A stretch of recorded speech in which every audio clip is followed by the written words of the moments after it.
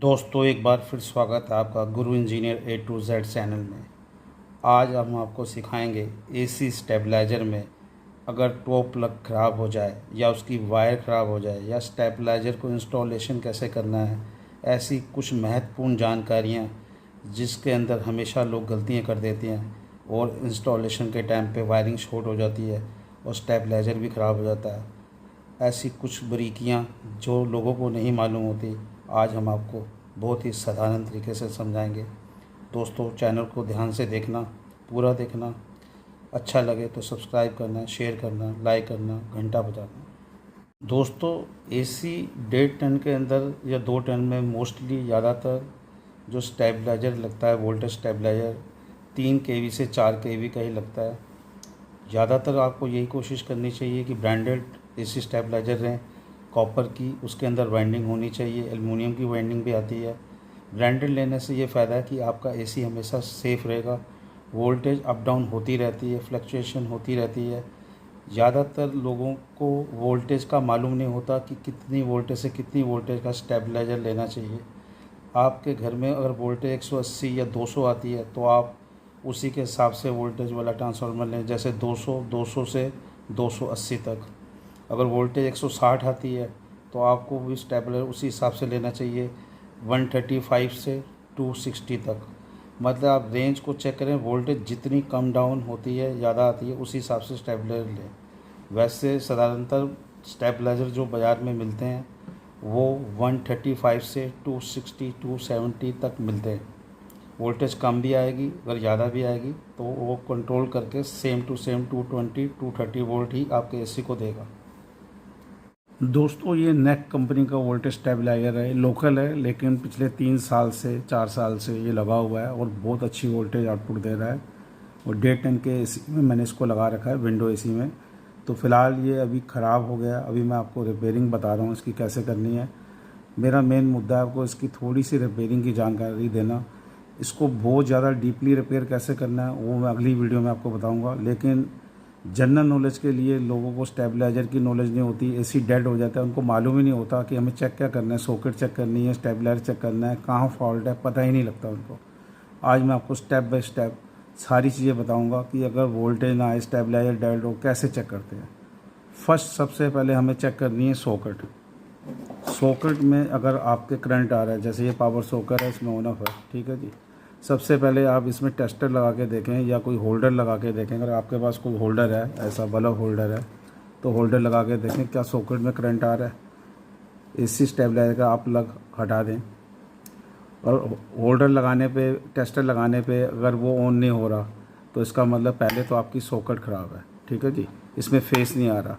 अगर इस power socket के ऊपर एमसीबी लगा हुआ है, कई लोग साइड में एमसीबी लगा देते हैं, कईयों का एमसी बॉक्स अपने नीचे लगा होता है जहाँ पे मीटर लगा होता है। अगर एमसीबी ख़राब हो जाएगा तब भी इधर सप्लाई नहीं आएगी और इधर सप्लाई नहीं आएगी तब भी ये पावर सॉकेट में आपका एसी का स्टेबलाइजर ऑन नहीं होगा। स्टेबलाइजर ऑन नहीं होगा तो आपका एसी ऑन नहीं होगा। तो इसका सबसे पहले आप इसकी सॉकेट को देखें कि अगर आपकी सॉकेट काम कर रही है कि नहीं कर रही है। फर्स्ट आपका ये है, अगर सॉकेट काम कर रही है उसके अगला स्टेप क्या है वो मैं आपको बताता हूँ। दोस्तों, स्टेबलाइजर में आपके मीटर लगा होगा, जैसे ये मीटर लगा हुआ है, एक इंडिकेटर लगा होगा, ठीक है जी। आप देखेंगे कि मीटर का एक नीचे कहीं पर स्विच भी दिया होता है, स्विच को दबाने से वो आउटपुट वोल्टेज बताता है कितनी आ रही है। ऊपर प्रेस करेंगे तो बताएगा इनपुट, नीचे करेंगे आउटपुट बता देगा। किसी किसी स्टेबलाइजर में स्विच होता है, किसी में नहीं होता है, जैसे इसमें स्विच नहीं है। अब जैसे इसको डायरेक्ट ऑन करेंगे तो ये पूरी 220 या 230 वोल्ट जितनी भी आ रही होगी आउटपुट में, ये वो शो कर देगा, ठीक है जी। और इंडिकेटर भी इसका ग्लो करेगा।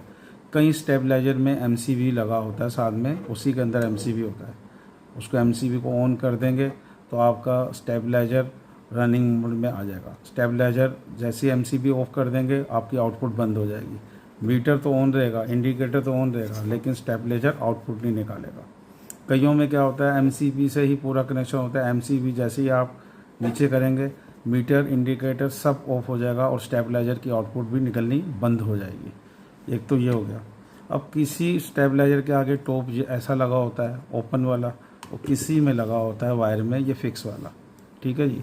फिक्स वाले अगर वायर के अंदर आपको वायर चेंज करनी है और आपको डाउट है कि वायर ख़राब है, लाइट भी आ रही है, पहले तो आप टेस्टर लगा के सबसे पहले इसकी वायर, अगर इंडिकेटर भी ऑन है और मीटर भी ऑन है तो सबसे पहले टेस्टर से इसका फेस चेक करें, आउटपुट आ रही है कि नहीं आ रही।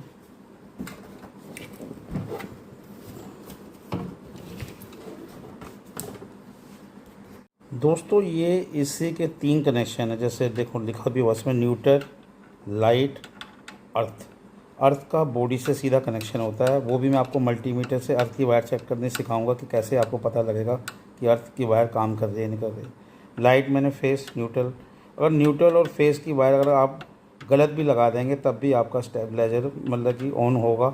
उससे ये आउटपुट की वायर है, इससे एसी के कनेक्शन होंगे 1 2 3। ये एक अर्थ की है, एक लाइट की है, एक न्यूट्रल की है।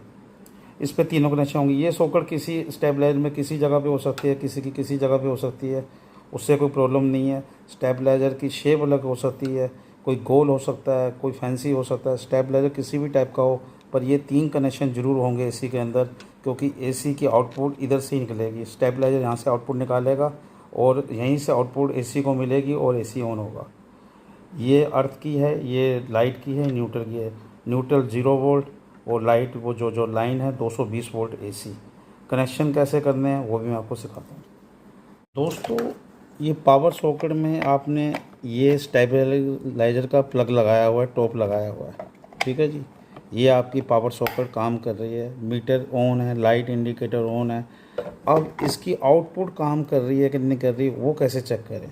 टेस्टर से सिर्फ आप फेस चेक कर सकते हैं, फेस आ रहा है कि नहीं आ रहा, ठीक है। आउटपुट में न्यूट्रल आ रही है कि नहीं आ रही है वो आप नहीं पता लगा सकते, तो उसके लिए आप होल्डर को यूज़ करें। होल्डर को न्यूट्रल फेस पे लगाएं, होल्डर जैसे ये बल्ब ऑन हो जाएगा आपकी इसका मतलब आउटपुट आ रही है, पर आउटपुट कितनी आ रही है वो आप नहीं पता लगा सकते। उसके लिए आपके पास मल्टीमीटर होना चाहिए। मल्टीमीटर है तो इसको 500 की रेंज पे चेक करके आपको इसको, ये 500 की रेंज पे चेक करें इसको। दोनों वायर लगाकर इसको आप न्यूट्रल फेस पे आप लगाएं दोनों वायर लगाने के बाद इसकी 220 वोल्ट, 230 वोल्ट, 240 वोल्ट कितनी वोल्ट आ रही है वो आपको मीटर से मेंशन हो जाएगा। वहाँ से आपको पता लग जाएगा कितनी आउटपुट ट्रांसफार्मर दे रहा है। 230 वोल्ट से अगर ज़्यादा दे रहा है तो स्टेबलाइजर वोल्टेज ज़्यादा दे रहा है, इससे आपका एसी ख़राब हो सकता है। आपको स्टेबलाइजर चेक करवाना चाहिए। दोस्तों अगर आपका एसी का ये पावर का जो मेन टॉप प्लग है, अगर इसकी कोई भी पिन हिल रही है, जैसे ये स्पार्किंग करी हुई है, ये देखो ब्लैक ब्लैक हो रहा है, ठीक है जी। इसको अगर आप कई बार चलाते हैं, इसी थोड़ा सा 1-2 घंटे थोड़ी सी हल्की हल्की स्मेल सी आती है, वो इसी की वजह से आती है। जो इसकी जो बैकलाइट, ये जो शीट है ना इसकी जो प्लास्टिक की है, जो हार्ड जो इसमें प्लास्टिक ये जलता है, जो हीट होता है तो गंदी सी एक स्मेल फेंकता है। तो आप ये देखें कि अगर ये थोड़ी सी पिन, ये वाली या इधर वाली कोई भी पिन स्पार्क हो रही है या थोड़ी सी भी पिन हिल रही है, देखो पिन मूवमेंट कर रही है, ये अगर पिन कोई भी हिल रही है फ़ौरन इसका टॉप चेंज कर दें और ये आपकी स्मेल भी आनी बंद हो जाएगी और आपका एसी भी स्पार्क नहीं होगा। नहीं तो वोल्टेज फ्लैक्चुएट होती रहेगी, जिसकी वजह से अगर इन्वर्टर सर्किट होगा, एसी वाला इन्वर्टर सर्किट वाला होगा तो आपका एसी ख़राब हो सकता है और बार बार ये फ्लैक्चुएट करेगा तो एसी आपका परमानेंट डेड हो सकता है या आपका स्टेबलाइजर भी फूंक सकता है। तो आप पावर सॉकेट को भी थोड़ा ध्यान से देखें। अगर इसकी किसी भी पिन पे कोई काला सा कार्बन दिख रहा है या आपको जैसे इसमें दिख रहा है स्पार्किंग दिख रही है किसी भी तरह से, जब थोड़ा सा भी ये हीट होकर जला हुआ है तो आप इसकी फ़ौरन सॉकेट चेंज कर सकते हैं तो खुद करें, नहीं तो इलेक्ट्रीशियन से चेंज कराएं। अगर आप ऐसा नहीं करेंगे तो आपका जो पावर का टॉप है धीरे धीरे वो भी स्पार्क हो जाएगा, ये तो डैमेज होगा ही होगा। इसकी वजह से स्टेबलाइजर भी ख़राब हो सकता है, स्टेबलाइजर की वजह से एसी भी ख़राब हो सकता है।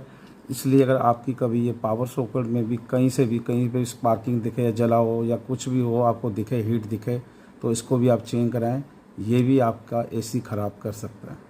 दोस्तों जो ये टेस्टर है, कभी भी अगर आप स्टेबलाइजर की बॉडी पे लगाते हैं कहीं पर भी, तो अगर ये टेस्टर ग्लो कर जाता है तो इसका मतलब आपका अर्थ फेस ले रहा है। उसको आप स्टेबलाइजर को ठीक कराएं। अगर खुद करना जानते हैं तो उसको खोल के इसकी वायरिंग चेक करें, कहीं न्यूट्रल के साथ फेस तो टच नहीं हो रहा या फेस के साथ कहीं अर्थ तो टच नहीं हो रहा। अगर अर्थ के साथ कहीं से भी लाइन मिलेगी तो पूरे बॉडी में करंट आ जाएगा और अगर कभी आप नंगे पाँव होंगे तो आपको बहुत बड़ा शॉक लग सकता है, कोई हादसा भी हो सकता है। बॉडी के साथ टेस्टर कभी भी ग्लो नहीं होना चाहिए, ये आपको हमेशा याद रखना है। दोस्तों अगर इन 3 पिनों की पिंटिंग मिट जाए, न्यूट्रल, फेस और अर्थ की, पर कनेक्शन आप कैसे करेंगे? अगर अर्थ का पता लगाना है तो आपके पास मल्टीमीटर होना ज़रूरी है। इन तीनों कनेक्शनों में से जिधर भी आप पिन बॉडी से टच करेंगे, तीनों में से जिसमें कंटिन्यूटी आएगी वही अर्थ होगी। वो मैं आपको चेक करके दिखाता हूँ। दोस्तों मीटर को सबसे पहले आपने, ये जो कॉमन है, ये लाल वाली वायर आपने कंटिन्यूटी में लगानी है। ये देखें अभी कंटिन्यूटी काम कर रही है, देखें मीटर की सुई आगे जा रही है। दोनों मैंने शॉर्ट करी हैं, ठीक है। दोनों रीड शॉर्ट करने पे मीटर, ये मैंने बॉडी के साथ लगा दी है, देखें। और इन तीनों में से जिसके साथ ये मीटर की सुई की हिलेगी तो वही अर्थ होगी। ये देखें अभी इस पे नहीं आ रहा, ये पेज पे मैंने लगाया, पेज भी अर्थ से जुड़ा हुआ है। एक मैंने ये लगाया, ये एक लगाया, ये देखें इस पर सुई नहीं हिली, इस पर नहीं हिली, इसमें सुई देखें आगे चली गई है। ध्यान से देखें, इसमें सुई मीटर की आगे जा रही है। ये एक मैंने पेज पे लगाया हुआ है और एक मैंने इस पे लगाया, देखें सुई जा रही है। तो ये वाला नीचे वाला जो कनेक्शन है आपका वो अर्थ का है। सबसे नीचे वाला कनेक्शन अर्थ का है, क्योंकि मल्टीमीटर की कंटिन्यूटी ये शो कर रहा है बॉडी के साथ। और ये आपके ऊपर वाले दोनों कनेक्शन न्यूट्रल और फेस हैं। ये अगर आप गलत भी लगा देंगे तो कोई प्रॉब्लम नहीं आएगी। दोस्तों टॉप प्लग किसी भी आपका अप्लायंसेस का हो, चाहे एसी का हो, कूलर का हो, जिसमें भी पावर प्लग लगा हुआ है, इससे कनेक्शन जब भी आप करें थोड़ा ध्यानपूर्वक करें। अर्थ की वायर को उतना ही छीलें, न्यूट्रल की वायर को उतना ही छीलें, फेस की वायर को उतना ही छीलें कि ज़्यादा अगर उसकी वायर अगर बाहर आएगी तो न्यूट्रल फेस भी शॉर्ट हो सकता है, अर्थ के साथ भी टच हो सकती है। तीनों वायर को ट्विस्ट करके अच्छी तरह से पूरा पेज खोल कर अच्छी से उसमें टायर वायर को डाल के पूरा उसका स्क्रू टाइट करें। पूरा पहले पूरा वायर स्क्रू खोल लें। अगर पूरा स्क्रू खोलेंगे तभी अच्छी से वायर इसके अंदर जाएगी। फिर बाद में पूरा पेचकस से, किसी भी अच्छे पेचकस से आप इसको टेस्टर वगैरह से टाइट कर सकते हैं। ये क्लिप इसलिए होता है ताकि तारे इसमें टाइट रहें। ये भी आप ज़रूर लगाएं, इससे इसकी ग्रिप बनी रहती है। इसके बाद इसको पूरा फिट करने के बाद इसका आप प्रॉपर इसका ये टॉप ऊपर का लगाएं कवर। तो ये छोटी छोटी सावधानी है। अगर आपने टॉप प्लग अच्छी तरह लगा लिया तो कभी वो स्पार्क नहीं होगा। और गलती से अगर कोई पिन स्पार्क हो जाए या हिले तो फ़ौरन उसको चेंज कर दें, नहीं तो आपका वो अप्लायंसेस जो भी चीज़ पे लगा हुआ है ख़राब हो सकता है या वायरिंग भी शॉर्ट हो सकती है। तो दोस्तों ये, और अगर कभी आपकी अगर वायर यहाँ से कट जाए तो आप इधर से भी काट के आगे जॉइंट दे के तीनों वायर को पूरी वायर लगा सकते हैं। नहीं, अगर आप स्टेबलाइजर नहीं खोलना चाहते, अगर आपको लगता है वायर ख़राब है, आप इधर से भी वायर को काट के कटर से 3 वायर होती हैं, रेड, ग्रीन और आपकी वो ब्लैक, तीनों वायर को आप लगा के अच्छी तरह टेपिंग कर दें।